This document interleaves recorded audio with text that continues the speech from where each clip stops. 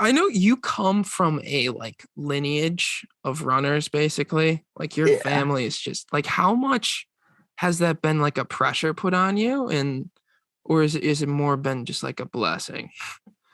Um, yeah, a little bit of both. Like, I mean, people always say like, So oh yeah, explain your family. yeah. So my dad, he grew up in Buffalo, New York, couple state championships. I don't exactly know what events, but ran whatever 414 in high school, which back then, 1970 something, no 80 something. I'm off, yeah, like 85 or whatever. Like, that's legit. Running at national meets. Him and I are actually one of like 5 or 6, I think, father-son duos to both run at Foot Locker. Oh, So really? yeah, that's pretty cool. Like he made that meet back then. So like, yeah, he was really good. And then he ran at Kentucky. And then my mom, she went to Hinsdale Central. So she's got that West Suburban silver. She's got that pride too. But then she also ran at Kentucky. She's got a couple freshman records here that are still standing. Indoor 5K and outdoor 10K. She still got Wow. that. And she was on their national championship team. Wow. So she's got a championship ring.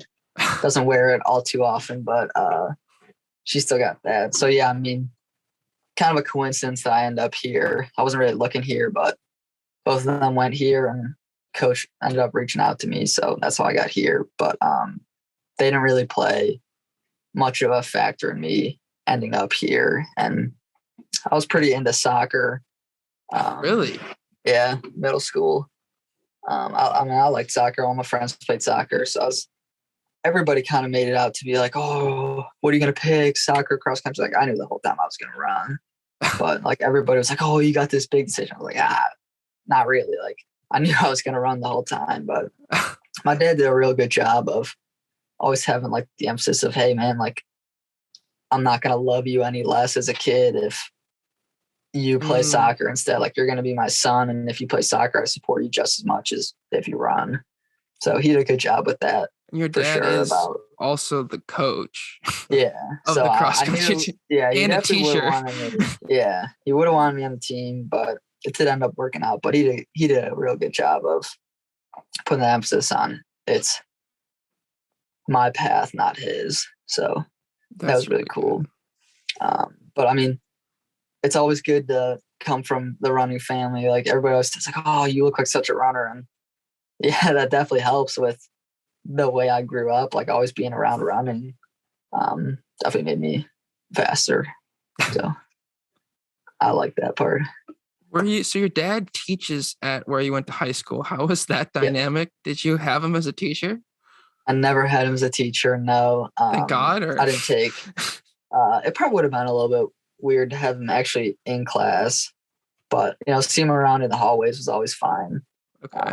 Especially junior and senior year, once you kind of like grow up a little bit. But freshman, sophomore year, like I wouldn't walk on in that area just in case, like, you're worried about your self-image and all this stupid stuff. And like, oh, it'd be so embarrassing to see my dad, but it's not. Looking back at it, it was silly, but I was happy to be able to like get out of that junior, senior year. Like my buddies and I would eat lunch in his, like the little room attached to his classroom pretty much every day. So he'd always come in and talk to us while he was teaching his class, like coming out with us. So he ran with us a bunch too. So he was around a lot, but good. Sorry, I just got a phone call. Oh, okay. Oh, I can't hear you. You're frozen. Are you still there? I can hear you. Okay. But I can't see. Okay, I can see you now. Okay. Yeah, I can see you now. Word. Yeah, okay. Sorry. Some telemarketer. Are you kidding? Yeah. They should have known. They should have known. Interrupt Jesus. the podcast. God damn it. Telemarketers. Yeah. Jesus. Yeah. But I mean, yeah, he spent a lot of time around me, and there's perks here and there, like getting the teachers I wanted for each class and stuff like that, being able to eat in his room. We had like a toaster, microwave. Oh, another toaster comes back. Yeah, the toaster comes back. This is just the toaster episode.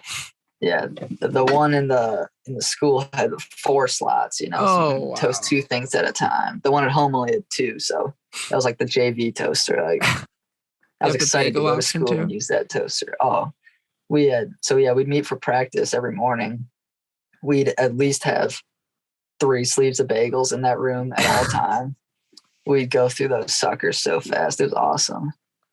But That's yeah, just I mean, like you're able to do stuff like that when your coach and dad's in the building. So there yeah. are perks for sure.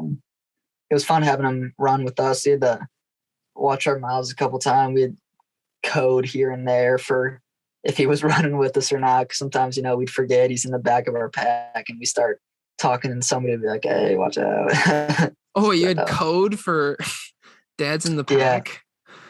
yep. Daniel Klish, he would say Kobe. I don't know why, but that was the code of don't say anything stupid because my dad's running with us. Yeah, I've probably slipped a couple times. Things could get a little rowdy in a running Oh, pack. yeah, yeah. There was definitely some slip ups. Mike was the worst about it. Michael Moriarty. Oh man, he always slipped up. It was bad. Your dad was good about it though. Yeah, he always shook it off. That's Because I good. mean, of He course knows it's gonna he run. knows that stuff's gonna happen. He did Yeah. said stupid stuff when he was growing up too, so he Yeah. he understood it real well.